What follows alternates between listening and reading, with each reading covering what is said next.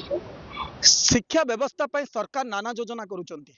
एवं यही योजना भितर शिशुंर विकास किभली हो पार छात्र छात्री किभली भाव में स्वच्छता आसीपर समस्त प्रयास करी तार न्यास्त करते जो प्रधान शिक्षक बा प्रधान शिक्षक हाथ में सरकार न्यास्त करते सुपरिचालना करने एसएमसी कमिटी गठन कराए किभली भाव में स्कूल को सुरक्षित भाव में परिचालना हम एवं शिक्षार विकास हम किंतु गोटे एथारे विडंबना देखा मिली जो म्युनिसिपालिटी छत्रपुर नूतन भाव में म्युनिसिपालिटी होता कथा कहतु कि पूर्वतन पूर्व रही जो अगस्ती नुआगा पंचायत जीएन पालम ग्रामटी रही जीएन पालम जो प्राथमिक विद्यालयटी रही से प्रथम रु पंचम श्रेणी पर्यंत 45 पाखापाखि 45 छात्र छात्री अध्ययन करती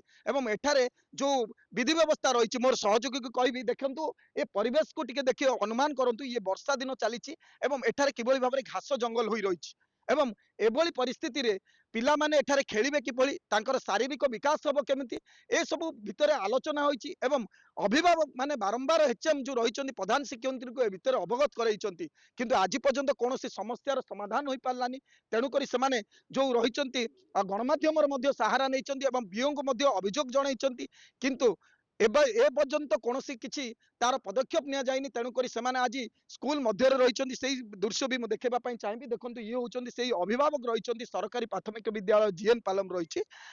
सेठारे समस्त अभिभावक माने जो अभियोग पर कौन समस्या समाधान हलानी पिला माने सुरक्षित मन मिलेनि तेणुक आज आसी एचएम को पुणी थर अभियोग करमको प्रतिक्रिया दौरान आलोचना करने प्रथमे जो रही अभिभावक माने कौन कहते कौन से मिसबिहेव कर एचएम कौन रही से प्रतिक्रिया रही ମୁଁ ଯେତେ ଆଇଲି ତାଙ୍କେ କାଲି ତୁ ଯା ଯା ଆଇ ନା କହିଲେ किए कहले ଯିବ ଦିଦି बड़ दीदी ମୋ कहले ଦିଦି କହି ତୁ ଯା ଯା ତୁ ଆ ନା ନା କହିଲେ ना कौन तुम कहलो जे से कहले पळालो ମୁଁ କହି ମୋ ପିଲା ନବ ମୋ ମାନେ ପିଲା ପିଲା ଯଦି କଣ ଯଦି ଛାଡିଦେଲେ କି ନହେଲେ କଣ ଭୁଲ ହେଇଗଲା ଯଦି ଦେବାକୁ ଆସିବେ କି ନହେଲେ କଣ କହିବାକୁ ଆସିବେ ନା ନା ନା ତମେ ସେଠୁ ଯାଅ ମାନେ ସେ ହ୍ୟାଣ୍ଡିକ୍ୟାପ୍ଟ ମାନେ ତା କଥା ବୁଝି ପାରୁନ କହି ତମେ ଏତେ ଘୃଣା ଦେଖିଲା ବେଳେ ସେଠୁ ଯାଅ ବୋଲି କହିବାର आपण ଅଧିକାର भलरे ଦେଲା कथा କିଏ? कहि पाउनांदी ହଁ ଆମ ବାପା ମୁଁ ମାନେ ଭଲ କଥାବାର୍ତ୍ତା ହେଇବା ତାଙ୍କେ କହୁଛନ୍ତି ଯା ଯା ଯା ଏଇଟା କମ ଯା ହେଲେ ଆମେ ମୁଁ केते थर ମୁଁ एमिति आसी जे केते थर ମୁଁ कहिथिले ଦିନ ତିନିଥର ଆଇଛି ତା ଏବେ ବି ରିସେଣ୍ଟଲି ସେ ଟାଇପ ର କହୁଛନ୍ତି ହେଲେ ମୁଁ ଦିନ କାମ ପଳେଇଛି ଇଏ ମତେ ଆସିକି କହେ ମୁଁ ହଉ ଛାଡ ମୁଁ ହାଲିଆ ଛାଡ କିଛି କହିବାର ନାହିଁ ଲାଷ୍ଟ ଯେତେବେଳେ ବୁଝିଲି ଆକ୍ସନ ନେବାକୁ ହେଲୁ କହିକି ସବୁ ଗଠନ ହେଇକି ମାନେ କହିବାକୁ ଆସୁଛୁ मैडम कौन असुविधा रोचे आपनकर दीदींगर नारे काहे कि एते अभियोग आसुची सर मोर गोटे छोट छुआड़ी ताको एडी मो स्कूल जॉइन करबिनी ବୋଲି कहउतली बट सान दीदी जोगुरु मु एडी जॉइन कली सर मैडम दीदी कहले कोन ना स्कूल किमिति तमरो डेभलप एता करबे माने उन्नति हबो किमिति तमरो स्कूल ले गोटे गाँ रो कहबारु मु बाध्य रे मु पिला को जॉइन कली बाध्य रे जॉइन करला परे सर मो छुआडो माडो हला जेतलो माने दीदी देखिलेनी बड़ दीदी टोटल सान दीदी सब केयर नेले हेले भी मेडिसिन नाइ फर्स्ट एड बॉक्स नाइ कि किछि भी नाइ पचारियारू कहले कोन ना डेट पळेछि तापरे मु दीदी गतले एमदी कथाबार्ता हेगिरी गला परे घर को एमदी गला परे गोटे मीटिंग हला परे मीटिंग रे मु पचारली आउ दीदी आपनर स्कूल रे किछि भी फर्स्ट एड बॉक्स रे किछि नाही कि दीदी कहले अछि जे किंतु सब मेडिसिन रो डेट पळेछि बोली कहले तापर आपण पिला को कोडी कि नेले ट्रीटमेंट करले सर मु शांति दीदी कहबारु मु नहीं सर शांति दीदी कौन कले गोटे जन फोन कले बाहर को सी कौन कले संगे संगे धरिक आसले मेडिसिन दीदी लगेले जो प्रकार सर माड होइतिला मो पिला जदी कान साइड रे हितिला जदी ब्रेन को ये कोडी हेइतांदा माने दीदी कौन करथांदे कौन गोटे कौन असुविधा रही समस्या रही तमे जणैला पर भी समाधान होउनी सर घास कहले कहते मासे 2 मासरे एमती बढ़ी जाइए सेटारे गला पिला माने जो घंटे 2 घंटा भितर जो खाइबा को आसुचंदी पानी रे पाइप रे गहली की लागुचंदी मु दीदी को कहली कहिबारु दीदी मते कोन कहउचंदी पिला आने नड़िया गछु पानी दउचंदी एडा कहिबार उचित नाही आसिकी देखिया कथा सेडा भी देखली सर टॉयलेट तो मु माने गली देखिली बहुत कदर्जी हेगिरी अछि माने बिल्कुल जाई पाउनी महिला जाउनी नै बट मु भी कहली मो पिला को माने झाड़ा बसले माने छंचेबार आसने किछि नै घर को पठेबे किंतु जदि मु एबे नथिबी माने पिला केमती जीवो झाड़ा जदि बसला गली किए सफा करबो हेले भी से कथारे भी माने किछि भी आंसर मिललानी मते सर तापरे भी पुणी पिला गोटे नेगिरी छाड़िला बेली तांको कहउचंदी तमे के बाहर को जिबाउ हबनी आउ एगरे सेमती गला दुई रे यूनिफॉर्म जो देइचन सर टोटली हेबाउ नाही तापरे बूट नाही सॉक्स नाही सब माने सब स्कूल रे मिललानी किंतु हमर स्कूल रे बिल्कुल मिलुनी କଣ କହିବେ ମା ଅନେକ ଦିନ ହେଲା ଅଭିଯୋଗ କରୁଛନ୍ତି କଣ ସ୍କୁଲର ସମସ୍ୟା ନେଇକି ଅଭିଯୋଗ କରୁଛନ୍ତି? ସ୍କୁଲର ଅଭିଯୋଗ ବୋଲେ ପିଲା ଆମର ଏ ସଫା ସୁତର ନ ହେଲା ଜାଗା ଆମେ ପିଲା ସ୍କୁଲକୁ ଛାଡ଼ିବୁ। କଣ ଅସୁବିଧା ରହିଛି ସ୍କୁଲରେ? ସ୍କୁଲ ପରିସ୍ଥିତି ଦେଖୁଛ ତ, ଘାସ ଘାସ ହେଇଛି। ପାଳ ସାପ ଜନ୍ତୁ ଜୁନ୍ତା, ଝାଡ଼ା ନାହିଁ ପାଣି ନାହିଁ। ଆମର ବାଇପାସ୍ ସେକେଣ୍ଡ ଯଦି ସ୍କୁଲଟା ହେଇଥାନ୍ତା, ହେଲେ ଆମ ପିଲାଟାକୁ ଘରକୁ ପଠାଇ ପାରିଥାନ୍ତେ କି କୁହ? ସ୍କୁଲକୁ ପିଲାଙ୍କୁ ବାହାର ସ୍କୁଲକୁ ଘରକୁ ପଠଉଛନ୍ତି? ହଁ, କହୁଛନ୍ତି ଝାଡ଼ା ବସିଲେ ଘରକୁ ଯାଅ। କାହିଁ ତ ଏଠି ଲେଟ୍ରିନ୍ ହେଇଛି। ନେଟିଂ ହେଇଛି, କ'ଣ ପାଇଁ ହେଇଛି ସେଇଟା ମୁଁ ଅଭିଯୋଗ କରୁଛି। ଏଇଟା ସଫା ସୁତର ହେବାର ଅଛି। ଏଇଠି ସଫା ସୁତର କହି କଲେ ଯେ ଘାସ ଉଠିଲା। ଆମକୁ ସଫା ସୁତର କଲା ଯାଏ ଆମେ ସ୍କୁଲକୁ ପିଲାକୁ ଛାଡ଼ିବୁନି। ନିଶ୍ଚୟ ଭାବରେ ଦେଖୁଥିଲେ ଅଭିଭାବକ କହିବା କଥା ହଉଛି ଯେ ସେମାନେ ଏଚଏମ୍କୁ ଯୋଉ ରହିଛନ୍ତି ଏଠାରେ ପ୍ରଧାନ ଶିକ୍ଷୟତ୍ରୀ ରହିଛନ୍ତି ସେମାନଙ୍କୁ ମିସବିହେଭ ଦୁର୍ବ୍ୟବହାର କରୁଥିବାର ଅଭିଯୋଗ କରୁଛନ୍ତି। ଅନ୍ୟ ପକ୍ଷରେ ଗୋଟିଏ ହ୍ୟାଣ୍ଡିକ୍ୟାପ୍ଟ ରହିଛନ୍ତି, ଭିନ୍ନକ୍ଷମ ମହିଳା ରହିଛନ୍ତି ଏବଂ ସିଏ ଯେତେବେଳେ କହୁଛନ୍ତି ଯେ ପ୍ରକୃତରେ ମତେ ମୁଁ ଦିଦିଙ୍କ ସାକ୍ଷାତ କରିବା ପାଇଁ ଗଲେ ସେ କହୁଛନ୍ତି ଅଧା ଦୂରରୁ କହୁଛନ୍ତି ଯାଆଲି, କିନ୍ତୁ ଆମେ ଏ ନେଇ ମଧ୍ୟ ପ୍ରଧାନ ଶିକ୍ଷୟତ୍ରୀଙ୍କୁ ପଚାରିଥିଲୁ। ସେ କହୁଛନ୍ତି ନାଇଁ ମୁଁ କାହାକୁ କିଛି କହିନି, କିନ୍ତୁ ମୁଁ ଆମ ଅନ୍ୟ ପକ୍ଷରେ ମଧ୍ୟ ଆମେ ପ୍ରତିକ୍ରିୟା ନେବା ପାଇଁ ଚେଷ୍ଟା କରିଥିଲୁ ଯେ ମ୍ୟାଡାମ କିଛି ରୁଲ ରହିଛି କି ଗେଟ୍ ପାଖରୁ ପ୍ୟାରେଣ୍ଟସ୍ ମାନେ ଆସିବେ ଭେଟିକି ପଳାଇବେ ନା ନାହିଁ ସେଭଳି ଭାବରେ ନାହିଁ, କିନ୍ତୁ ମୁଁ କାହାକୁ କହିନି। କିନ୍ତୁ ସମସ୍ତ ପ୍ୟାରେଣ୍ଟସ୍ କହୁଛନ୍ତି ଯେ ଆମକୁ ଗେଟ୍ ପାଖରୁ କହିଦିଅନ୍ତି ଆପଣ ପଳାନ୍ତୁ, ଆପଣ ଏ ଭିତରକୁ ଆସିବା ମନା। କୋଉ ଆଇନରେ ଲେଖା ହେଇଛି ଯେ ସ୍କୁଲକୁ ଆସି ଏଚଏମ୍ ସାଥିରେ ଅଭିଭାବକ ମାନେ କଥା ହେଇପାରିବେନି? ଆମେ ଆଲୋଚନା କରିବା ଏବେ ନୂତନ ଭାବରେ ଦାୟିତ୍ୱ ନେଇଥିବା ସଭାପତି ଯୋଉ ରହିଛନ୍ତି ଏସଏମସି କମିଟିରୁ ଆମେ ଆଲୋଚନା କରିବା। ଆପଣଙ୍କ ନାଁ? ନାରାୟଣ ବେହେରା। ଆପଣ କେତେ ଦିନ ହେଲା ଦାୟିତ୍ୱ ନେଇଛନ୍ତି? ଏବେ ବର୍ତ୍ତମାନ 20-25 ଦିନ ହେଲା। ଦେଖନ୍ତୁ ଦୁଃଖର କଥା ହଉଛି ପ୍ୟାରେଣ୍ଟସ୍ ମାନେ କହୁଛନ୍ତି ପିଲାମାନଙ୍କର ଟଏଲେଟ ବ୍ୟବସ୍ଥା ଠିକ ନାହିଁ, ଖେଳିବା ପାଇଁ ନାହିଁ, ଘାସ କାଢୁଛନ୍ତି ପିଲାମାନେ ରହିଛନ୍ତି, ପିଲାମାନଙ୍କୁ ଦିଦି କହୁଛନ୍ତି ଯେ ଘାସ ସଫା କର ଏବଂ ସମସ୍ତ ପ୍ରକାର ଅବ୍ୟବସ୍ଥା, ପାଣି ଟେପ୍ ନାହିଁ। ଏଭଳି ପରିସ୍ଥିତିରେ ପିଲାମାନେ ପାଠ ପଢିବେ କେମିତି? ଆପଣ ଯେତେବେଳେ ଦାୟିତ୍ୱ ନେଇଛନ୍ତି ଏହାର କଣ ସମାଧାନ କରିନାହାନ୍ତି? ସମାଧାନ ମୁଇଁ ତ ଏବେ ନୂତନ ପ୍ରେସିଡେଣ୍ଟ ଆଉ ମୁଁ ତ ଏବେ ନୂଆ ବର୍ତ୍ତମାନ ମୁଁ ଓନ୍ଲି ଆରି ଦାୟିତ୍ୱ କିଛି ମୁଁ ଜାଣିନି। ଏବେ ସ୍କୁଲର ଯୋଉ ନୂତନ ପୂର୍ବତନ ଯିଏ ପ୍ରେସିଡେଣ୍ଟ ଥିଲେ ତାଙ୍କେ ଯାହା କିଛି କାମ କରିଥିଲେ କ'ଣ କରିଥିଲେ କିନ୍ତୁ ମୁଁ ଜାଣିନି। ମୁଁ ଥରେ ଆସି ଏଇଠି ବି ଅଭିଯୋଗ କରିଥିଲି, ମୋ ପିଲାକୁ ଜଏନ୍ ଯେତେବେଳେ କରିଥିଲି ମୁଁ ଆଇକି ଅଭିଯୋଗ ଦିଦିଙ୍କୁ ବଡ଼ ଦିଦିଙ୍କୁ କରିଥିଲି, ଦିଦି ଏ ଘାସ ଫାଁସ ଟିକେ ସଫା କରନ୍ତୁ, ଟିକେ ଚିକ୍କଣ ରଖନ୍ତୁ। ଦିଦି ହଁ କରିବା ବି କହିଥିଲେ।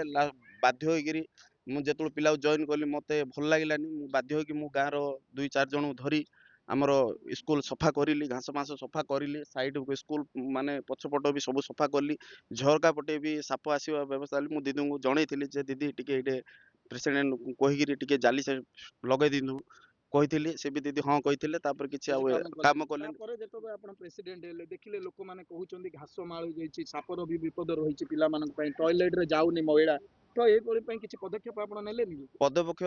ଶୁଣନ୍ତୁ ଦିଦି, ଯେତେବେଳେ ମୁଁ ପଦପକ୍ଷ ନେବି କିନ୍ତୁ ମୁଁ ନୂତନ ପ୍ରେସିଡେଣ୍ଟ ଏବେ ବର୍ତ୍ତମାନ ଏସ୍ଆର୍ ଡ୍ୟୁଟିରେ ଏବେ ବର୍ତ୍ତମାନ ଦିଦି ରହୁନାହାନ୍ତି ସ୍କୁଲରେ, ମୁଁ ତ ନୂଆ। ଯେତେବେଳେ ମୁଁ ଦିଦିଙ୍କୁ ପଚାରିଲି ଦିଦି କ'ଣ କରିବା, ନା ଗୋଟେ କାମ କରନ୍ତୁ ଆପଣ ଆଣି କାମ କରିଦିଅନ୍ତୁ। ମୁଁ କହିଲି କେମିତି କାମ କରିଦେବି ଦିଦି, ମୁଁ ତ କିଛି ଜାଣିନି, ଆର ପଇସା ପତ୍ର କଥା କିଛି ନା ଜାଣିନି, ଆଉ ଆପଣ କାମ କରିଦିଅନ୍ତୁ। ମୁଁ ଯେତେବେଳେ ମୁଁ ଆସିବି କଥା ହେବାକୁ ଦିଦି ନଥାଉଛନ୍ତି ଏଇଠି ସ୍କୁଲରେ, ହେଲେ ତ ଦିଦି ନଥାଉଛନ୍ତି, ହେଲେ ସାନ ଦିଦିଙ୍କ ସହିତ ମୋର କିଛି ଏତା ନାହିଁ, ବଡ଼ ଦିଦିଙ୍କ ସହିତ ମୋର ଡିଲିଂ କଥାବାର୍ତ୍ତା ହେଇକିରି ପିଲାମାନେ ଟଏଲେଟ କେମିତି? ପିଲାମାନେ ଟଏଲେଟ ସେ ଯେତେବେଳେ ମତେ ଦିଦି ସାନ ଦିଦି ମତେ ଜଣେଇଲେ ଥରକୁ 10ଟା ପିଲା ଝାଡ଼ା ଯିବି ବୋଲୁଛନ୍ତି, ମୁଁ କ'ଣ କରିବି ମତେ ପଚାରିଲେ। ମୁଁ କହିଲି ଦିଦି ମୁଁ ତ ଆର ବ୍ୟବସ୍ଥା ଯେତେବେଳେ 5 ବର୍ଷ ହେଲା କେମିତି ଝାଡ଼ା ବୋହୁଥିଲେ କ'ଣ କରୁଥିଲେ ସେଇଟା ତ ଆପଣ ଜାଣିଛନ୍ତି, ସ୍କୁଲରେ ରହିଛନ୍ତି। ଆଉ ଏବେ ତ ମୁଁ ନୂତନ ଆଇଲି, ଏବେ ଝାଡ଼ା ବୋହୁଛନ୍ତି, ସେତେବେଳେ ଯୋଉ ଝାଡ଼ା ଲାଗିଲେ କୋଉ ବ୍ୟବସ୍ଥା କରୁଥିଲେ କହିଲେ? ଦିଦି କହୁଥିଲେ ସେତେବେଳେ ଲେଟ୍ରିନ୍ ଏଇ ପ୍ରକାର ଏ ଅବସ୍ଥାରେ ଏମିତି ହିଁ କରୁଥିଲୁ। ଯଦି ଦିଦି ପିଲା ଯଦି ଝାଡ଼ା ବୋଇଲେ ଛଞ୍ଚେଇ ପାରୁନାହାନ୍ତି ଦିଦି, ଗୋଟେ କାମ କରନ୍ତୁ ଦିଦି, ଆପଣ ପ୍ୟାରେଣ୍ଟସ୍ ମାନଙ୍କୁ ଫୋନ କରନ୍ତୁ,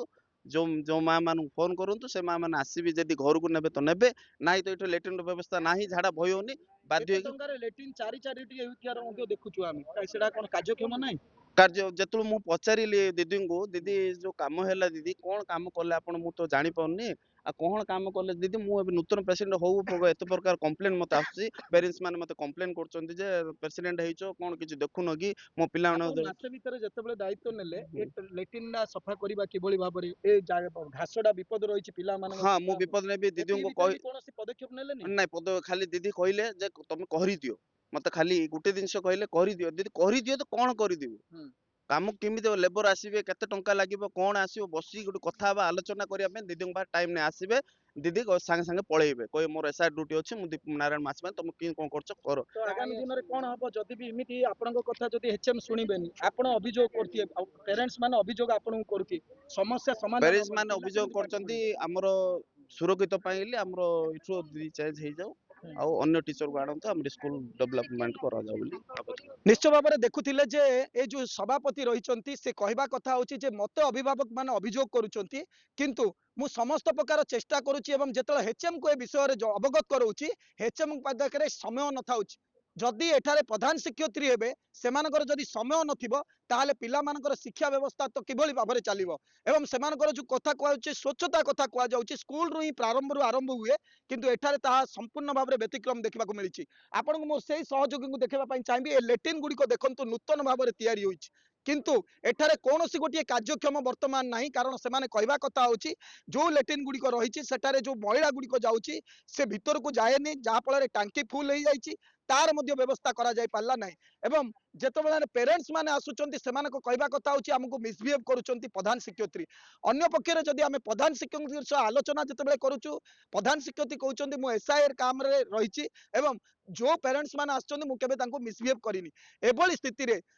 ଯୋଉ ଉପରିସ୍ଥ ଅଧିକାରୀ ମାନେ ମଧ୍ୟ କାହିଁକି ଆସିକି ଉପରେ ସମସ୍ୟାର ସମାଧାନ କରିପାରିଲେ ନାହିଁ ଏବଂ ନୂତନ ଭାବରେ ସଭାପତି ଦାୟିତ୍ୱ ନେଲା ପରେ ସେ ଯେତେବେଳେ ପ୍ରୟାସ କରିଛନ୍ତି ଏହାର ସମସ୍ୟାର ସମାଧାନ କରିବା ପାଇଁ ସେତେବେଳେ ଯୋଉ ପ୍ରଧାନ ଶିକ୍ଷୟତ୍ରୀ ତାଙ୍କୁ ସହଯୋଗ ନ କରିଥିବାର ମଧ୍ୟ ଅଭିଯୋଗ କରୁଛନ୍ତି ସଭାପତି ତାହେଲେ କିଭଳି ଭାବରେ ସମସ୍ୟା ସମାଧାନ ହେବ ଏତେ ପ୍ୟାରେଣ୍ଟସ୍ ମାନେ ଆସି ଯେତେବେଳେ ଅଭିଯୋଗ କରୁଛନ୍ତି ଖାଦ୍ୟ କଥା କୁହନ୍ତୁ ସଫେଇ କଥା କୁହନ୍ତୁ ଖେଳ କଥା କୁହନ୍ତୁ ଆଉ ଶିକ୍ଷା କଥା କୁହନ୍ତୁ ସମ୍ପୂର୍ଣ୍ଣ ଭାବରେ ଏଥିରେ ବ୍ୟତିକ୍ରମ ଦେଖୁଛି ଶିକ୍ଷା ବିଭାଗ ଯୋଉ ରହିଛନ୍ତି ଏଠାରେ କାହିଁକି ଆଜି ପର୍ଯ୍ୟନ୍ତ ସମସ୍ୟାର ସମାଧାନ କରିପାରିଲେନି ଏ ଅନେକ ପ୍ରଶ୍ନ ଭିତରେ ଠିଆ ହୋଇଛି এই ପ୍ରାଥମିକ ବିଦ୍ୟାଳୟ GN ପାଲମ ତେଣୁକରି ଏ ଯୋଉ ଅଭିଭାବକ ମାନେ ଆଜି ଆସି ଅଭିଯୋଗ କରିଛନ୍ତି ଏବଂ ଏ ଉପରେ ମଧ୍ୟ ବିଓଙ୍କର ମଧ୍ୟ ପ୍ରତିକ୍ରିୟା ନେବା ପାଇଁ ଆମେ ଚାହିଁଥିଲୁ କିନ୍ତୁ ଏଠାରେ ଯୋଉ ଅଭିଭାବକ ମାନେ ଲିଖିତ ଆକାରରେ ଅଭିଯୋଗ କରିନାହାନ୍ତି ଏବଂ ବିଓ ମଧ୍ୟ ଅବଗତ ଅଛନ୍ତି ତା ଉପରେ ତୁରନ୍ତ କାର୍ଯ୍ୟାନୁଷ୍ଠାନ ନିଆଯିବ ତାର ତଦନ୍ତ ମଧ୍ୟ ଯଥାଶୀଘ୍ର ହବ ବର୍ତ୍ତମାନ ଏବିଓ ମଧ୍ୟ ଏଠାକୁ ଆସିବାର ରହିଛି ଏବଂ ଆସି ତଦନ୍ତ କରିବେ ପ୍ରାଥମିକ ତଦନ୍ତ କରିବା ପରବର୍ତ୍ତୀ ସମୟରେ BO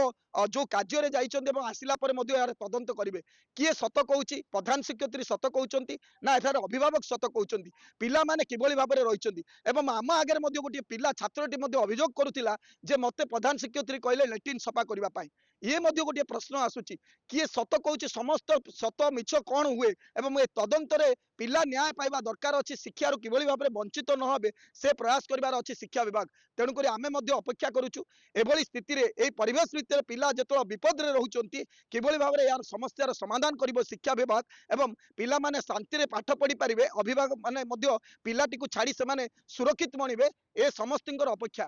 Chhatrapur Sudhir Kumar report MBC news.